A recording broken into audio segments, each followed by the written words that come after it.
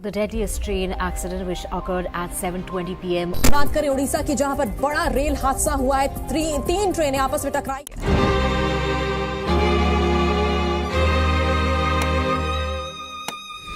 दोस्तों 2 जून 2023 भारत के इतिहास में एक काले दिन की तरह दर्ज होने वाली तारीख है। जी हां, जिस दिन भारत के इतिहास के सबसे बड़े ट्रेन हादसे ने उड़ीसा के बालासोर में अपनी तबाही दिखाई। आसमान से ली गई तमाम तस्वीरों में आपने देखा ही होगा कि किस तरह से बड़ी बड़ी रेल की बोगियां लाश की तरह टूटी हुई हैं। पटरियों पर सैकड़ों लोगों की लाशें बिखरी हुई हैं। इस ट्रेन हादसे ने एक बार फिर से भारत में कई नई बहसों को जन्म दे दिया है, जिसमें सबसे पहली बहस तो यही है कि यह हादसा हुआ कैसे, इस हादसे के लिए जिम्मेदार कौन है और सरकार किस सेफ्टी कवच की बात बीते कई सालों से कर रही थी, जिसकी सच्चाई सरकारी दावे से एकदम अलग है। साथ में ये भी कहा गया है कि इस घटना को रोका जा सकता था या नहीं। इसलिए आइए सबसे पहले हादसे से शुरू करते हैं। दोस्तों, सबसे पहले हादसे की जगह को समझने के लिए वहां की बेसिक अंडरस्टैंडिंग करें तो जहां हादसा हुआ वहां पर पटरियों की 4 लाइनें बिछी हुई थी, जिसमें 2 मेन लाइन जो बीच में थी और 2 लूप लाइन जो दोनों किनारों पर थी। अब यहाँ पर अगर ये समझें कि मेन लाइन और लूप लाइन क्या होता है, तो रेलवे में प्रमुख रूप से 2 लाइनें होती हैं, एक आने वाली और दूसरी जाने वाली। अब रेलवे स्टेशन पर आवश्यकता के अनुसार इन मेन लाइनों में से ही 2 या 4 एक्स्ट्रा लाइनें निकाली जाती हैं।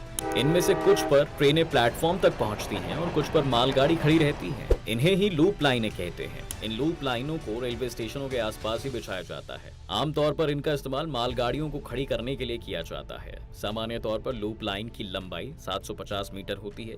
इनका इस्तेमाल कभी कभी उन ट्रेनों को रोकने के लिए भी किया जाता है जिनसे पहले किसी एक्सप्रेस या मेल ट्रेन को उस इलाके से गुजरना होता है। खैर, अब आते हैं बालासोर पर। दोस्तों, शालीमार जो कि वेस्ट बंगाल का एक स्टेशन है, वहां से चेन्नई जाने वाली कोरोमंडल एक्सप्रेस 2 जून की शाम 6:37 पर अपने सही समय पर बालासोर पहुंची। उसका अगला स्टेशन भद्रक था, जहां ट्रेन को 7:40 पर पहुंचना था। दूसरी ट्रेन यशवंतपुर हावड़ा सुपरफास्ट थी। बेंगलुरु से हावड़ा जाने वाली ये सुपरफास्ट ट्रेन शाम करीब 6:30 बजे भद्रक स्टेशन पहुंची, लेकिन ये ट्रेन टाइम पर नहीं थी, बल्कि 3.5 घंटे देरी से चल रही थी। इस ट्रेन का अगला स्टेशन बालासोर था, यानी कि एक ट्रेन को बालासोर से भद्रक जाना था और दूसरी को भद्रक से बालासोर जाना था। बालासोर और भद्रक रेलवे स्टेशनों के बीच एक जगह है बहानगा। जी हाँ, 2 जून की शाम करीब 7 बजे यहीं से ये हादसा हुआ कुछ यूं कि शाम के 6:50 पर 128 किलोमीटर प्रति घंटे की रफ्तार से कोरोमंडल एक्सप्रेस जो बालासोर से भद्रक जा रही थी, वो अचानक से अपनी मेन लाइन से शिफ्ट होकर सीधा जाने की जगह लूप लाइन पर चली गई और इस लूप लाइन पर आयरन से भरी हुई एक मालगाड़ी खड़ी थी। चूंकि ट्रेन की स्पीड 128 किलोमीटर पर आवर थी, इसलिए अब उसे कंट्रोल करना बहुत मुश्किल था। ऐसे में कोरोमंडल एक्सप्रेस वहां खड़ी मालगाड़ी से टकरा गई और इसका इंजन ऊपर उठ गया।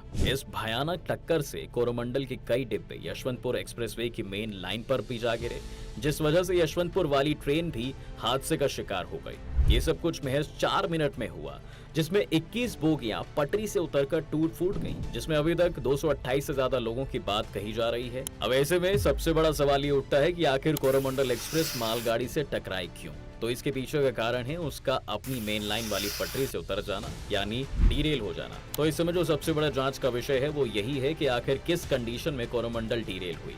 तो जांच तो अभी फिलहाल चल रही है, लेकिन यहाँ पर आपकी समझ के लिए हम बता दें कि किसी ट्रेन के डीरेल होने की 4 पॉसिबिलिटीज होती हैं। सबसे पहली पॉसिबिलिटी है कि ट्रेन ट्रैक या पटरी में किसी तरह का कोई फ्रैक्चर हो।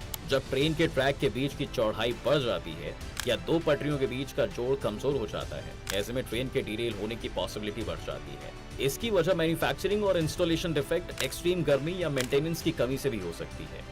ऐसे में ओडिशा के इस इलाके में ऐसी पॉसिबिलिटी से इनकार नहीं किया जा सकता है, क्योंकि ये इलाका भी एक्सट्रीम हीट वाला कंडीशन में होता है। अब आते हैं दूसरी पॉसिबिलिटी पर, जो रेलवे इक्विपमेंट या टेक्निकल गड़बड़ी की ओर इशारा करती है। इसमें पहिए, लोकोमोटिव बियरिंग, सस्पेंशन और रेलवे बोगी में होने वाली खराबी की वजह से भी ट्रेन डिरेल हो सकती है। बता दें कि ट्रेन सिग्नल और नेटवर्क की मदद से चलती है। ऐसे में कई मौकों पर कंट्रोल रूम या नेटवर्क से संपर्क टूटने के बाद टेक्निकल खराबी की वजह से भी ट्रेन डिरेल होती है। तीसरी पॉसिबिलिटी पर जिस तरफ लोग ज्यादा बात कर रहे हैं वो है ह्यूमन मिस्टेक। जी हाँ, यानी लोको पायलट, गार्ड या किसी दूसरे ऑपरेशनल मैनेजर की भूल की वजह से भी ट्रेन पटरी से पलटने की संभावना होती है। क्योंकि आमतौर से एक ट्रेन को चलाने में एक पूरा सिस्टम काम करता है, जिसमें कंट्रोल रूम से लेकर ट्रेन में बैठा लोको पायलट की एक छोटी सी गलती जैसे स्लो सिग्नल के बावजूद ट्रेन को फास्ट चलाना, communication gap, railway rules follow ना करना हादसे की वजह होती है। अब चौथी पॉसिबिलिटी खराब मौसम की वजह से, यानी जब जिस इलाके में काफी ज्यादा गर्मी पड़ रही हो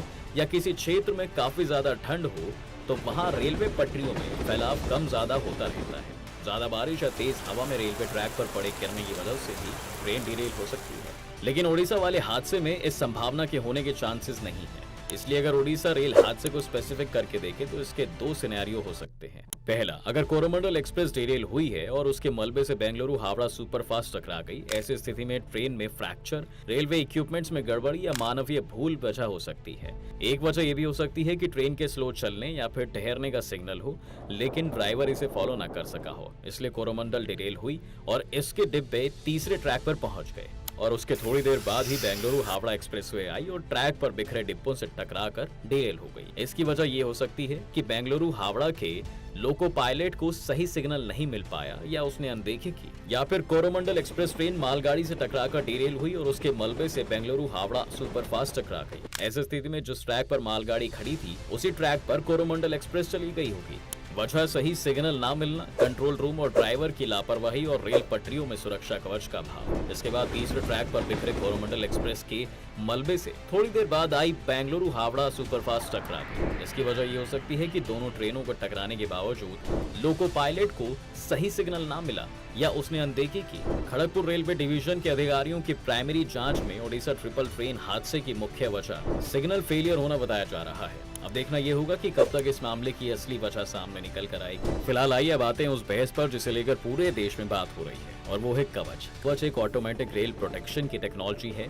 इसमें यह होता है कि मान लीजिए दो ट्रेन गलती से एक ही ट्रैक पर आ गई तो उसके पास आने से पहले कवच ब्रेक ट्रेन को रोक देगी जिससे एक्सीडेंट होने से बच जाएगा। जिसे लेकर सरकार बीते एक साल से सबको समझा रही है कि देश में अब कोई ट्रेन हादसा नहीं होगा। लेकिन आपको जानकर हैरानी होगी कि ये कवच अभी पूरे देश के रेल नेटवर्क में लगा ही नहीं है। जी हाँ, जिसे लगाने के लिए 1 लाख करोड़ के बजट की जरूरत है, लेकिन अभी तक सरकार ने इस पर 1000 करोड़ भी खर्च नहीं किया है। इसलिए सिर्फ सरकार इसका नाम लेकर शाबाशियां कमा रही थी। हकीकत में पूरी तरह से सिक्योरिटी इग्नोरेंस का मामला है। कहा जा रहा है कि अगर कोरोमंडल एक्सप्रेस में रेल कवच लगा होता तो 275 लोगों की जान नहीं जाती।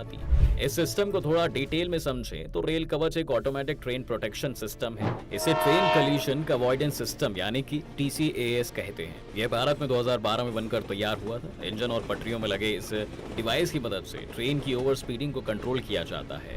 इस तकनीक में किसी खतरे का अंदेशा होने पर ट्रेन में अपने आप ब्रेक लग जाता है। टेक्निक का मकसद ये है कि ट्रेनों की स्पीड चाहे कितनी भी हो लेकिन कवच के चलते ट्रेनें टकराएंगी नहीं।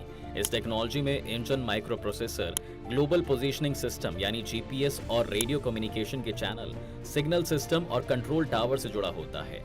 यह ट्रेन के एक ऐसे दो इंजनों के बीच टक्कर को रोकता है जिसमें रेल कवच सिस्टम काम कर रहा हो। अब आते हैं उस मुद्दे पर दोस्तों कि कैसे कोरोमंडल एक्सप्रेस ट्रेन में कवच होने पर यह रेल हादसा नहीं होता। तो दोस्तों, ओडिशा रेल हादसे को लेकर ये बात सामने आ रही कि सही से सिग्नल नहीं मिलने की वजह से ये रेल हादसा हुआ है। जैसे कि हमने आपको बताया कि शुरुआती जांच में सब यही कह रहे हैं। ऐसे में अगर कोरोमंडल एक्सप्रेस और बेंगलुरु हावड़ा सुपरफास्ट ट्रेनों के इंजन में कवच लगा होता तो जैसे ही कोरोमंडल एक्सप्रेस सिग्नल को जंप करती या फिर सिग्नल को इग्नोर करती तो कवच ऑटोमेटिक तरीके से ब्रेक लगा देता। इस तरह ये ट्रेन मालगाड़ी से टकराने से करीब 400 मीटर पहले ही रुक जाती। अगर कोरोमंडल एक्सप्रेस कंट्रोल रूम से मिलने वाले गलत सिग्नल को पार करती तो ऑटोमेटिकली पायलट और कंट्रोल रूम को अलर्ट मिलता। इस तरह ट्रेन मालगाड़ी से टकराने से पहले खुद ही रुक जाती। इस तरह दूसरी तरफ से आ रही बेंगलुरु हावड़ा सुपरफास्ट के इंजन में कवच लगा होता तो ये ट्रेन भी एक्सीडेंट वाली जगह से पहले ही रुक जाती क्योंकि कंट्रोल रूम से उसके पास सिग्नल पहुंच जाता। इस तरह किसी भी परिस्थिति में इस तरह की घटना को आसानी से टाला जा सकता था, लेकिन ऐसा नहीं हुआ, जिसके लिए जिम्मेदार काफी हद तक सरकार भी है क्योंकि जो टेक्नोलॉजी 2012 में डेवलप हो रही थी 10 साल बाद भी देश में कुछ % रेल इंजन में इंस्टॉल किया जा सका है। फिलहाल दोस्तों, इस हादसे के बाद कवच की सच्चाई लोगों के सामने आ गई है और फिर से एक बार इंडियन रेलवे की सिक्योरिटी पर सवाल उठने लगे हैं। आपकी इस मामले में क्या राय है, हमें कमेंट करके जरूर बताएं। साथ ही इस वीडियो को लाइक और शेयर करना ना भूलें और चैनल को सब्सक्राइब भी जरूर कर दें।